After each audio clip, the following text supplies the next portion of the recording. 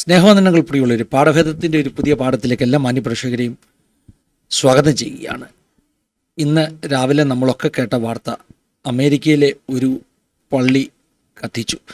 ലോകത്തിൽ ഒത്തിരി സ്ഥലങ്ങളിൽ ക്രിസ്ത്യൻ പെർസിക്യൂഷൻ സംഭവിക്കാറുണ്ട്, പള്ളികൾ കത്തിക്കാറുണ്ട്.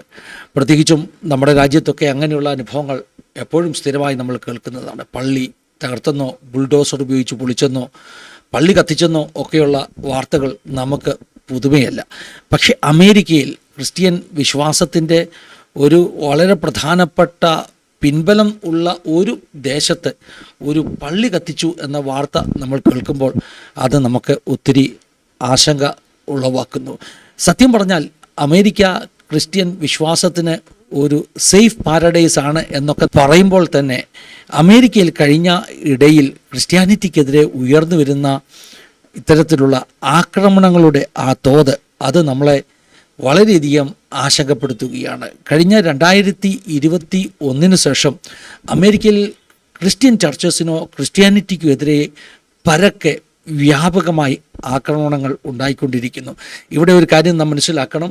ഒരു ഭാഗത്ത് വലതുപക്ഷ ചിന്താഗതി ശക്തിപ്പെടുമ്പോൾ അതൊരു പൊളിറ്റിക്കൽ ഒരു പവറായിട്ട് അത് വലിയ രാഷ്ട്രീയ ഇടപെടലുകൾ നടത്തുന്ന ഒരു രാഷ്ട്രീയത്തിൻ്റെ തന്നെ കേന്ദ്ര ആശയമായി ഡെവലപ്പ് ചെയ്തു വരുമ്പോൾ, മറുഭാഗത്ത് ഇത്തരത്തിലുള്ള ലിബറൽ ആശയങ്ങൾ ഉള്ളവരുടെ പ്രതികരണങ്ങൾ വളരെ കൂടുതലായിട്ട് 2021 മുതൽ നമ്മൾ കണ്ടുകൊണ്ടിരിക്കുകയാണ്. 2021 ശേഷം 2024 ആകുമ്പോൾ അമേരിക്കയിൽ ചർച്ചുകൾക്കെതിരെയുള്ള ആക്രമണം ഏതാണ്ട് ഇരട്ടിയായി കൂടിയിരിക്കുകയാണ്. 2021 200-ൽ താഴെയായിരുന്നു അത്തരത്തിലുള്ള കേസുകൾ റിപ്പോർട്ട് ചെയ്തതെങ്കിൽ 2024 415 കേസുകൾ, അതായത് ചർച്ചുകൾക്കെതിരെ ക്രിസ്ത്യൻസിനെതിരെയുള്ള ആക്രമണങ്ങളുടെ 415 കേസുകൾ അമേരിക്കയിൽ തന്നെ 2024 റിപ്പോർട്ട് ചെയ്തു എന്നാണ് നമുക്ക് അറിയുവാൻ ഇടയായിത്തീരുന്നത്. അതുപോലെ തന്നെ വളരെ രസകരമാകുന്ന ഒരു കണക്ക്, 2025 ആദ്യത്തെ 6 മാസത്തിൽ തന്നെ USA പരക്കെ ആക്രമണ സ്വഭാവമുള്ള തീവ്രവാദ സ്വഭാവമുള്ള ഒത്തിരി സംഭവങ്ങൾ ഉണ്ടായിട്ടുണ്ട്, ഇൻസിഡൻസ് ഉണ്ടായിട്ടുണ്ട്. അതിൻ്റെ ഒരു കണക്കെന്ന് പറഞ്ഞാൽ 500-ലധികം അത്തരത്തിലുള്ള കേസുകൾ. ഇത് ചർച്ചുകൾക്കെതിരെ മാത്രമുള്ളതല്ല, ഗൺ വയലൻസോ അല്ലെങ്കിൽ തീവ്രവാദ സ്വഭാവമുള്ളതോ ആയ ആക്രമണങ്ങൾ 500-ലധികം കേസുകൾ ഈ 6 മാസത്തിന് ഇടയിൽ തന്നെ റിപ്പോർട്ട് ചെയ്തിരിക്കുന്നു. ഇത് വളരെ ഭീതികരമാകുന്ന ഒരു വർധനവാണ്, ഇത്തരം കേസുകളുടെ ഒരു വർധനവാണ്. ഇപ്പോൾ ഈ പറഞ്ഞ മിഷിഗനിലുള്ള ചർച്ചിൽ LDS മൊർമോൺ ടെമ്പിളിൽ ഉണ്ടായിരിക്കുന്ന അറ്റാക്ക് എന്ന് പറഞ്ഞാൽ 324-ാമത്തെ മാസ് ഷൂട്ടിംഗ് കേസാണ്. അമേരിക്കയിൽ നടന്നിട്ടുള്ള മാസ് ഷൂട്ടിംഗ്, അതായത് 4 പേരിൽ അധികം പരിക്കേൽക്കുകയോ മരിക്കുകയോ ചെയ്ത തരത്തിലുള്ള മാസ് ഷൂട്ടിംഗ് കേസുകളിൽ 324-ാമത്തെ ഒരു ഗൺ റിലേറ്റഡ് വയലൻസ് അല്ലെങ്കിൽ മാസ് ഷൂട്ടിംഗ് കേസാണെന്നാണ് ഗൺ വയലൻസ് ആർച്ചീവ് എന്ന് പറയുന്ന ഒരു ഓൺലൈൻ ഡേറ്റാബേസ് നമുക്ക് തരുന്ന വിവരം. ഞാൻ ഈ പറഞ്ഞു വരുന്നതിൻ്റെ ആശയം, ക്രിസ്ത്യാനിറ്റിക്കെതിരെ വളരെ ശക്തമായ ആക്രമണം അമേരിക്കയിൽ പണ്ട് ഉള്ളതിനേക്കാൾ അധികമായി വർദ്ധിച്ചിരിക്കുന്നു. ഞാൻ പറഞ്ഞത് ഒന്നുകൂടെ ആവർത്തിക്കട്ടെ. ലോകത്തിൻ്റെ എല്ലാ ഭാഗത്തും പെർസിക്യൂഷൻ നടക്കുന്നുണ്ട്. അമേരിക്ക കുറച്ചുകൂടെ സേഫ് ആയിരുന്നു എന്നാണ് ആളുകൾ ധരിച്ചിരുന്നത്. പക്ഷേ സത്യത്തിൽ അമേരിക്കയിൽ ഇത്തരത്തിലുള്ള ആക്രമണങ്ങൾ, പ്രത്യേകിച്ചും ചർച്ചിനെ ടാർഗറ്റ് ചെയ്യുന്ന ആക്രമണങ്ങൾ വളരെ വർദ്ധിച്ചിരിക്കുന്നു എന്നുള്ളത് ഭയപ്പെടുത്തുന്നു, ആശങ്കാജനകമാകുന്ന സംഗതിയാണ്. ചാർലി കിർക്കിൻ്റെ മരണം, ആ ഒരു സംഭവങ്ങളൊക്കെ കഴിഞ്ഞ് ആ വാർത്തയുടെ ചൂട് ആറുന്നതിന് മുമ്പേ ഇവിടെ ഒരു ഗൺ വയലൻസ് കൂടെ സംഭവിച്ചിരിക്കുന്നു. വളരെ അധികം കോൺസ്പിറസി തിയറികൾ ഈ ഒരു ആക്രമണത്തെക്കുറിച്ച്, ഈ ചർച്ച് വയലൻസിനെ കുറിച്ച് ഒക്കെ നമ്മൾ കേൾക്കുന്നുണ്ട്.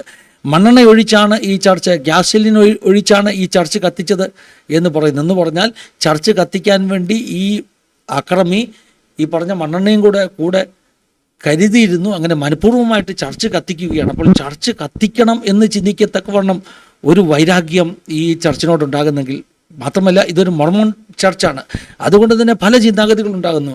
ഒരു ചിന്താഗതി, ചാർലി കിർക്കിൻ്റെ ഘാതകൻ മൊർമോൺ വിശ്വാസ പശ്ചാത്തലത്തിൽ നിന്ന് വന്ന ആളായതുകൊണ്ട് അതിന് എതിരെയുള്ള ഒരു നടപടിയാണ്, ഒരു പ്രതികാര നടപടിയാണ് ഇത് എന്ന് ചിന്തിക്കുന്നവരുണ്ട്.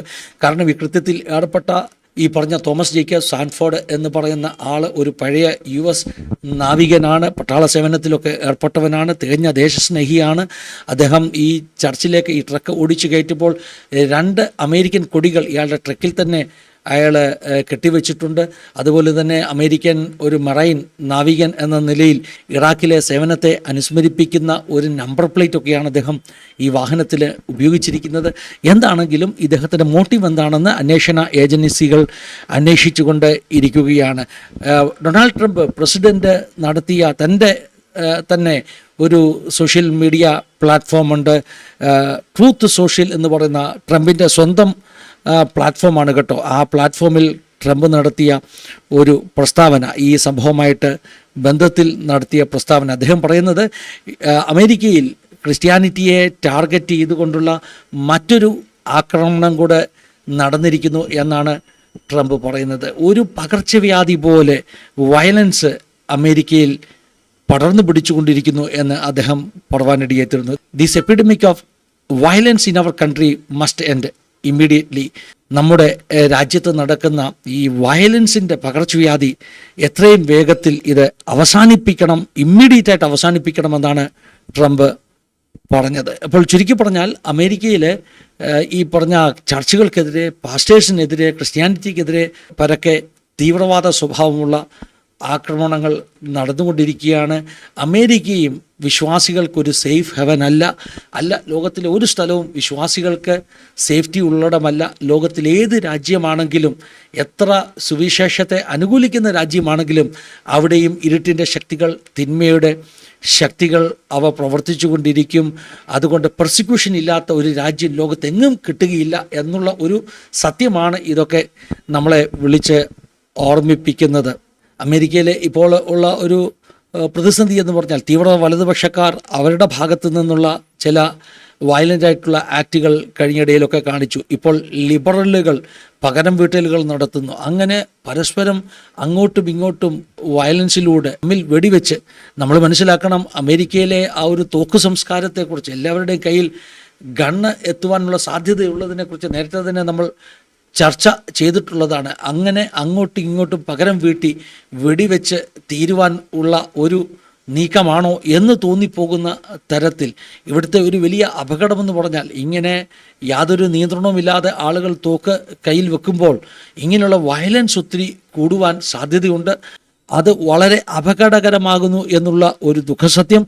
അതോടൊപ്പം തന്നെ ക്രിസ്തീയ വിശ്വാസത്തിനെതിരെയുള്ള ശക്തമായ ആക്രമണങ്ങൾ ഒരു ഞായറാഴ്ച സഭായോഗത്തിന്, അത് ഏത് വിശ്വാസമാകട്ടെ, നമ്മൾ മർമോണിനെ കൾട്ടെന്നൊക്കെ വിളിക്കുന്നു, പക്ഷേ നിരപരാധികളായ കുറേ ആളുകൾ അവരുടെ വിശ്വാസം പ്രാക്ടീസ് ചെയ്യുവാൻ വേണ്ടി യാതൊരു അപകടത്തിൻ്റെ സൂചനയും പ്രതീക്ഷയുമില്ലാതെ ഒരു ചർച്ചിൽ അറ്റൻഡ് ചെയ്യുമ്പോൾ അവർക്ക് നേരെ നിറയൊഴിക്കുന്ന ഇത്തരം പ്രവർത്തികളെ അത് സഭ ഏതെന്ന് ഒന്നും നോക്കാതെ, ഡിനോമിനേഷൻ വ്യത്യാസം നോക്കാതെ നാം അപലപിച്ച് മതിയാകുകയുള്ളൂ. ഇത്തരം വയലൻസ്, പ്രത്യേകിച്ചും ക്രിസ്ത്യാനിറ്റിയുടെ ഒരു സേഫ് ഹെവൻ എന്ന് പറയുന്ന അമേരിക്കയിൽ നിന്ന് അമേരിക്കൻ പ്രസിഡന്റ് പറഞ്ഞതുപോലെ, ട്രംപ് പറഞ്ഞതുപോലെ തുടച്ചു മാറ്റിയേ മതിയാകുകയുള്ളൂ.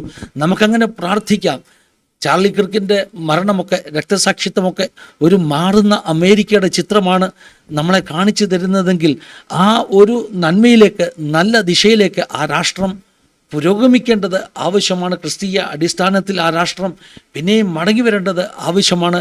അതുകൊണ്ട് വലിയ പ്രാർത്ഥന, പ്രത്യേകിച്ചും അമേരിക്കയിലുള്ള വിശ്വാസികൾ ആ രാഷ്ട്രത്തിന് വേണ്ടി പ്രാർത്ഥിക്കണം. പ്രവാചകനാകുന്ന ജെറമിയാവ് പ്രവചിച്ചതുപോലെ നിങ്ങൾ പാർക്കുന്ന ദേശത്തിനു വേണ്ടി നിങ്ങൾ പ്രാർത്ഥിക്കണം. ആ ദേശത്തിന് നന്മയുണ്ടെങ്കിൽ നമുക്കും നന്മയുണ്ട്, അല്ലെങ്കിൽ നിങ്ങൾക്ക് നന്മയുണ്ട് എന്ന് ഓർമ്മപ്പെടുത്തിക്കൊണ്ട് ഈ പാഠഭേദയോടെ അവസാനിപ്പിക്കുകയാണ്. ദൈവം എല്ലാവരെയും സഹായിക്കട്ടെ, അനുഗ്രഹിക്കട്ടെ. God bless you all.